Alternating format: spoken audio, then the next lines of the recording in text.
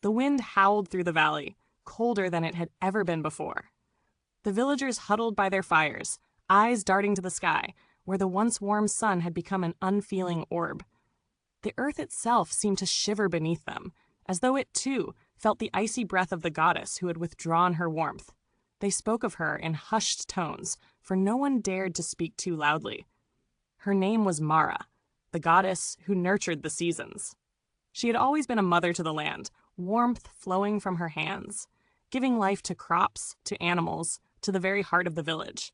But now something had changed. Her presence was no longer felt. It had started with the trees. At first, they only lost their leaves in the autumn, but soon the very air seemed to freeze around them. The flowers, once vibrant, began to wilt. The animals had grown restless, their instincts urging them to flee. Yet there was no place to run, no sanctuary from the cold that was slowly creeping across the land. Tomi, a young boy, stood on the edge of the village, his breath crystallizing in the air. His grandmother had told him stories of the goddess's retreat, that when Mara grew weary of the world, she would pull back her warmth, leaving the land to face its first winter. But no one had thought it would happen so soon. With every passing day, the cold deepened, the frost thicker on the ground, and the snow began to fall, slow and heavy, blanketing the world in white. Tomi's mother fell ill, her body growing frail under the weight of the frozen air.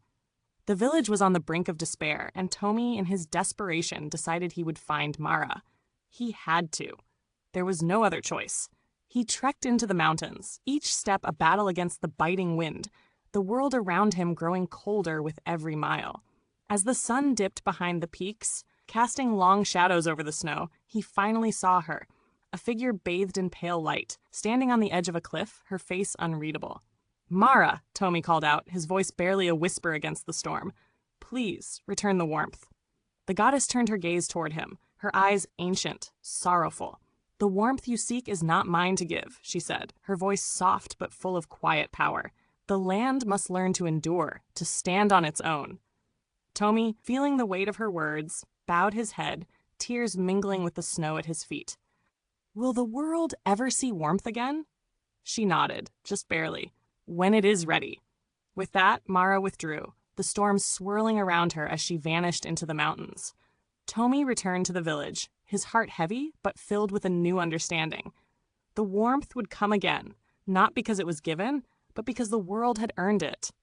As the first rays of spring broke through the frost, the villagers knew their land had been reborn. The first winter had come not to destroy, but to renew. If this story resonated with you, don't forget to like, share, and subscribe. Leave a comment below and help the channel grow.